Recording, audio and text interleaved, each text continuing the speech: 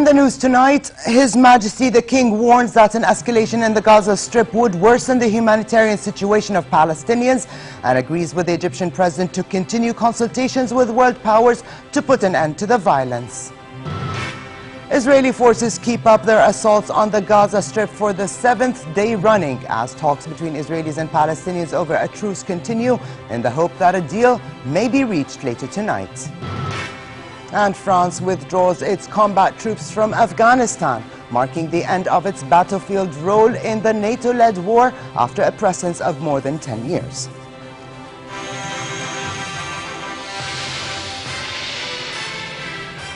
Good evening and welcome to a new edition of the news. Here are the details.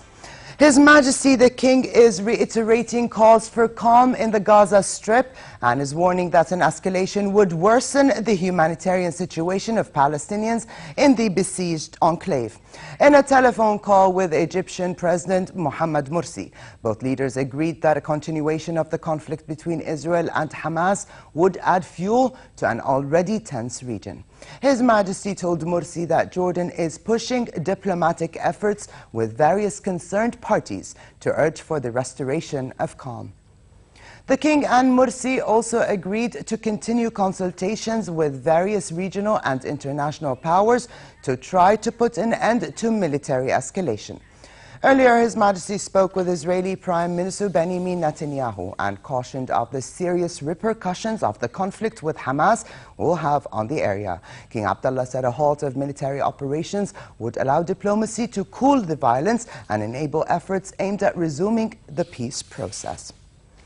A ceasefire deal between Israel and Hamas, brokered by Egypt, is still being negotiated. An Egyptian official said talks over a Gaza truce are continuing, and Egyptian mediators hope a deal could be reached before the end of the day.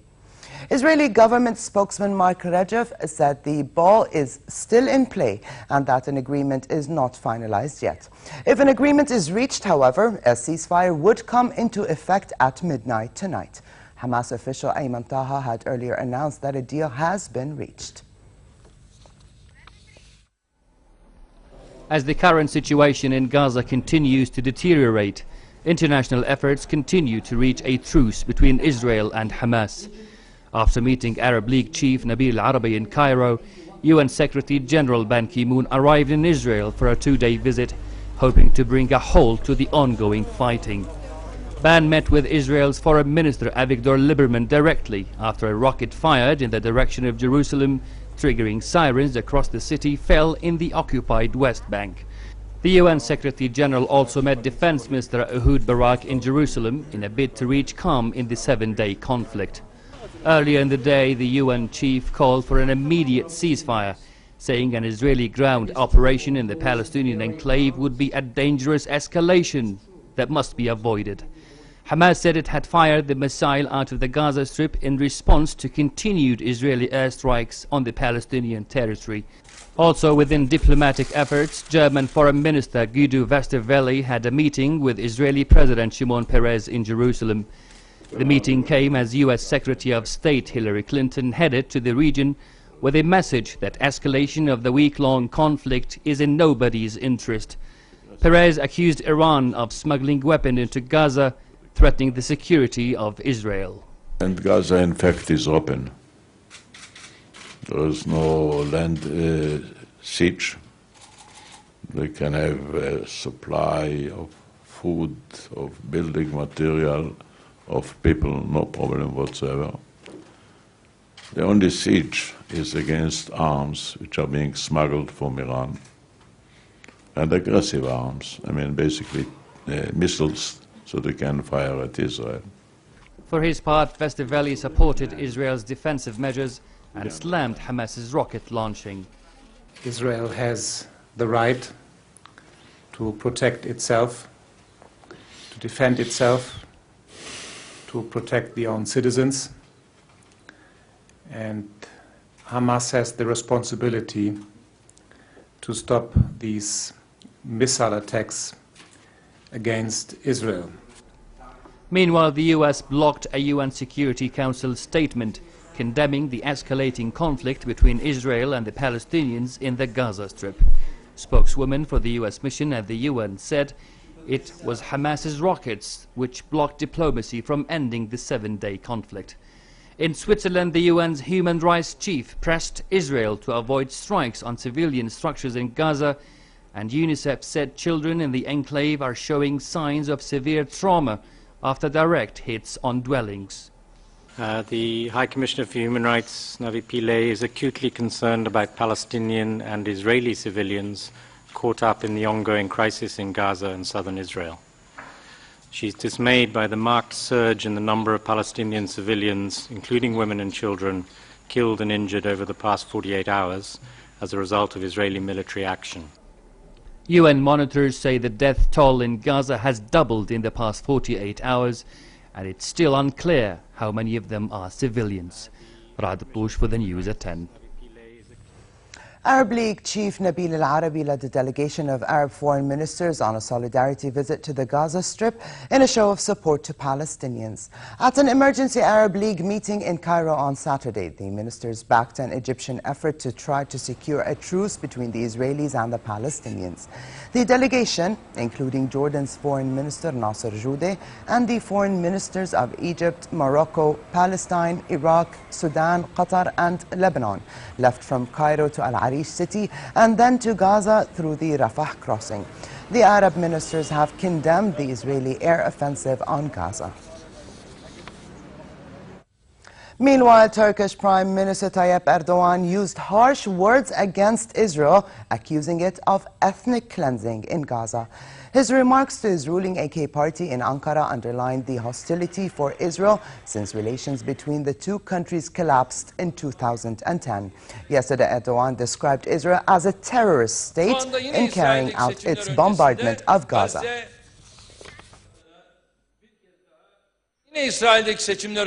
Once again, ahead of the elections in Israel, Gaza has become a target.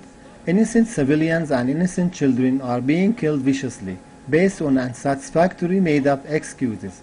If you deem these illegitimate and unlawful attacks as self-defense, you would only encourage Israel to carry out further massacres. Palestinians are deprived of freedom, independence, and basic human rights, are acting in self-defense in the face of such an attack and such an attempt to ethnic cleansing. Earlier in the day, and as Israeli bombardment on Gaza continued, Jordan's military field hospital in Gaza was hit by an Israeli missile, which caused slight damage to one of its rooftop rooms. The government, in a statement, said it is following up on the matter and would take the necessary measures. The government renewed Jordan's condemnation of the Israeli offensive on Gaza and said a prolonged onslaught would only result in a new cycle of instability in the region. The field hospital's commander, Khaldun al-Shammari, said none of the medical staff has been injured and that they are all safe. The hospital immediately resumed operations and will continue to provide medical care to wounded Palestinians. Just after the start of the Israeli onslaught on the Gaza Strip, His Majesty ordered that capabilities of the field hospital be strengthened to better serve the Palestinian people in Gaza. And as negotiations were underway to reach a ceasefire deal in the Gaza Strip, 2 Palestinians were killed in an Israeli airstrike. Earlier in the day, Palestinian medical officials said at least 7 Palestinians were killed in various airstrikes as Israel hit over 100 targets across the Gaza Strip. Here's more with Zainab Boussoufa. On day 7 of fighting, at least 6 Palestinians were killed in an Israeli airstrike on 2 cars in Gaza, while 2 children died in an attack in the north of the territory. The Hamas Health Ministry said 4 members of a family, 4-year-old twin boys, and their parents were killed in another Israeli airstrike. Israel's military targeted roughly 100 sites in Gaza overnight, including ammunition stores and the Gaza headquarters of the National Islamic Bank. 2 people were killed during the overnight attacks as Israeli missiles blasted a Gaza tower block that houses foreign journalists, including the offices of Britain's Sky News and Saudi-owned Al Arabiya channel. Medics said the attack wounded 6 other people. Israel's military said it had targeted a hideout used by activists involved in firing rockets at Israel, claiming that gunmen were inside the building when it was targeted. Hamas fighters said they fired 16 missiles at the southern Israeli city of Beersheba after Israel's overnight attacks. 2 rockets were fired at Jerusalem and the southern town of Sderot, causing no casualties. Meanwhile, funerals continued across Gaza as 126 Palestinians have been killed in a week of fighting, the majority of them civilians, including 27 children. Zain Abu Sufa for the News at 10. And across the West Bank, protests against Israel's assault on Gaza continued. Angry Palestinians took to the streets of Atara, north of the West Bank city of Ramallah, and headed to flashpoints across the territory. They threw stones at Israeli soldiers who responded with firing tear gas grenades. Similar demonstrations took place in the West Bank city of Bethlehem. And in Hebron, clashes broke out after the funeral of a Palestinian killed yesterday by the Israeli army. 22-year-old Hamdi al-Falah died from a bullet wound to the head.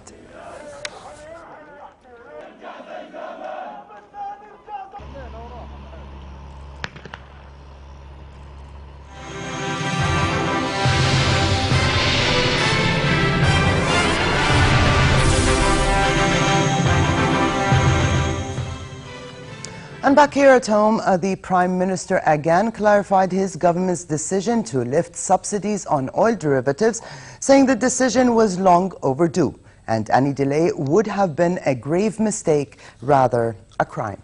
In an interview with Director of Radio Jordan, Sood denied the decision to lift subsidies was taken hastily and said the critical economic situation in Jordan demanded that drastic decisions be taken and promptly.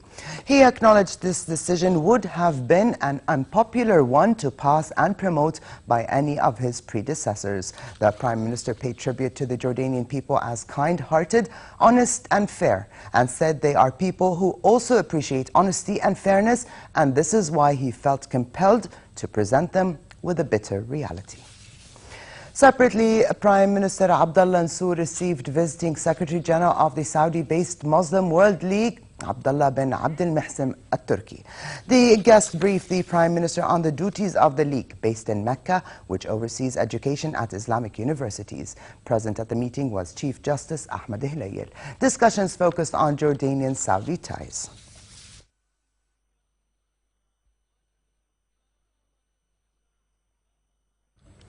NATO member states have agreed to supply Turkey with an advanced Patriot missile system to defend itself against Syrian attacks. Turkish Foreign Minister Ahmed Davutoglu said talks on the deployment are in the final stages after discussing with NATO allies about how to shore up security on its 900-kilometer frontier with Syria. Turkey's request came after mortar rounds landed inside its territory, increasing concerns about the civil war spilling into neighboring states. Yesterday, NATO Secretary General Anders Fogh Rasmussen said any missile deployment would be a defensive measure to counter mortar rounds and not to enforce a no-fly zone over Syria.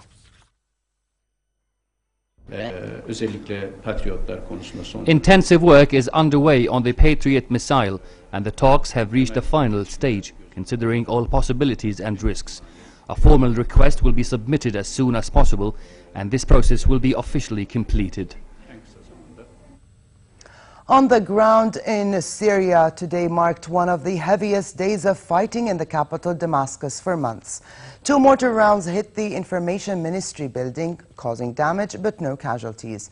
Elsewhere and in a Damascus suburb, government troops backed by tanks battled to oust rebel forces from an opposition stronghold. Rebel fighters had stormed an air defense base that the Syrian military used to bombard areas near the Turkish border.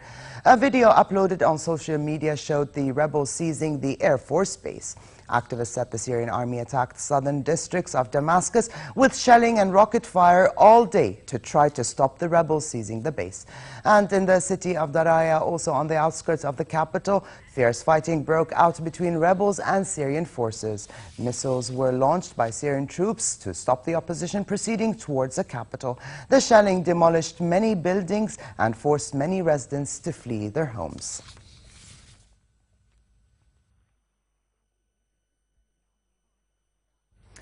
Eurozone finance ministers are eyeing a plan that would rapidly cut Greece's debt mountain in the early part of the next decade in an attempt to secure International Monetary Fund approval for an extended bailout for Athens. But as angry protesters took to the streets in demonstrations against austerity measures, policymakers gathering in Brussels are inching towards a provisional deal to pay Greece up to 44 billion euros of long overdue aid. Here's a story. Thousands of public sector workers take to the streets of Athens over redundancies. Government spending cuts have devastated the Greek economy as it strives to meet conditions imposed by international lenders. Further injections of cash were suspended in June as the spiralling recession threw reforms off course. But Greece has finally fulfilled its side of the bargain, and now it's the turn of Eurozone finance ministers. They're expected to approve up to 44 billion euros of loans.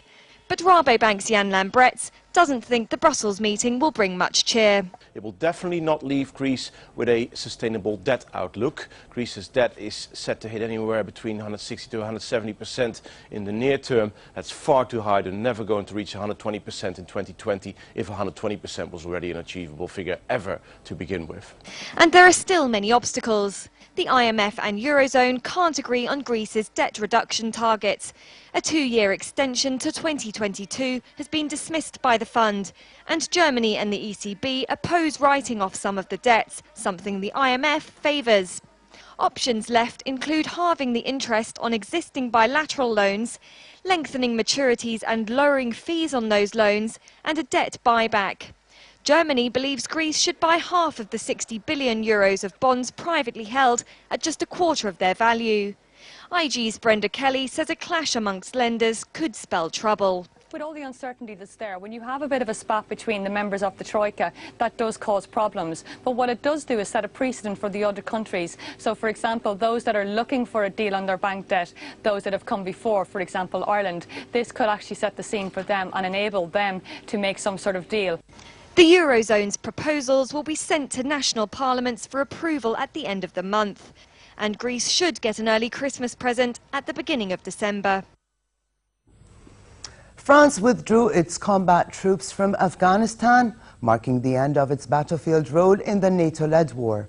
With a ceremonial lowering of the tricolour flag, 400 French troops packed up artillery and ammunition and left Kapisa province after 4 years of combat operations. The province will now be in the hands of Afghans. French Defense Minister Jean-Yves Le Drian said last week 1,500 French soldiers would remain to cover the withdrawal of equipment, and a total of 500 would stay on to help train Afghan troops. The withdrawal came to fulfill French President François Hollande's pledge last May to pull fighting forces out of Afghanistan within 6 months.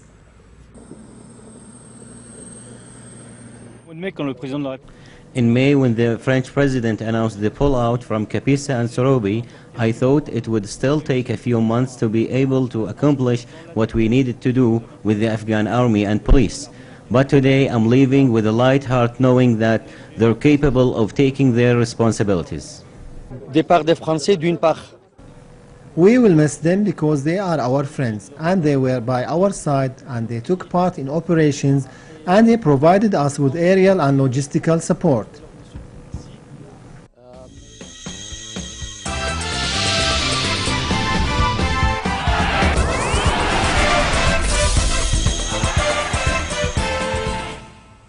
Former England captain David Beckham will leave Los Angeles Galaxy after next month's Major League Soccer MLS Cup final. The 37-year-old midfielder has spent 6 seasons with the Galaxy and in January signed a new 2-year contract after winning the MLS title with the club. He has been linked with a move to Australia's A-League. The former Manchester United and Real Madrid player will play his final game in the MLS Cup final against Houston Dynamo at Galaxy's Home Depot Center. Beckham won 115 caps for England, 6 league titles with Man United in the Premier League, and then enjoyed success with Real in Spain.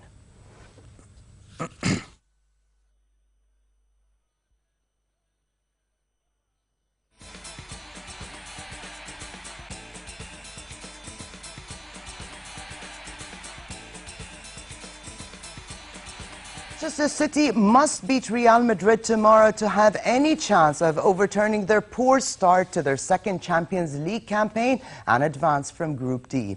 On the other hand, Real just need to win to go through. City have drawn their 2 home matches against Borussia Dortmund and Ajax Amsterdam and lost their away games at Real Madrid and Ajax. Borussia are top of the table with 8 points, followed by Real on 7 and Ajax on 4. City are at the bottom with just 2 points. City player Carlos Tevez said the game will be an opportunity to assure Real Madrid's Cristiano Ronaldo that he is good, but not as good as Barça's Lionel Messi.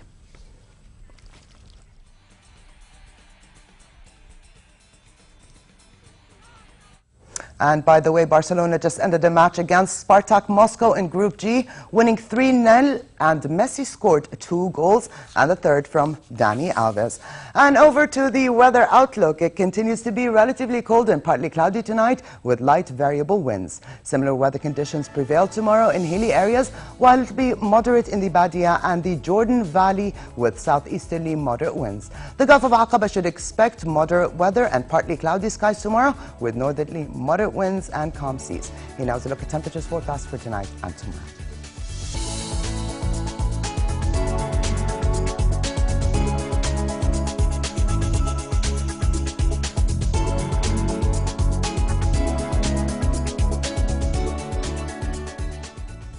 And to close, his reminder of the day's top stories. His Majesty the King warns that an escalation in the Gaza Strip would worsen the humanitarian situation of Palestinians and agrees with the Egyptian president to continue consultations with world powers to put an end to the violence. Israeli forces keep up their assaults on the Gaza Strip for the 7th day running as talks between Israelis and Palestinians over a truce continue in the hope that a deal may be reached later tonight. And France withdraws its combat troops from Afghanistan, marking the end of its battlefield role in the NATO-led war after a presence of more than 10 years.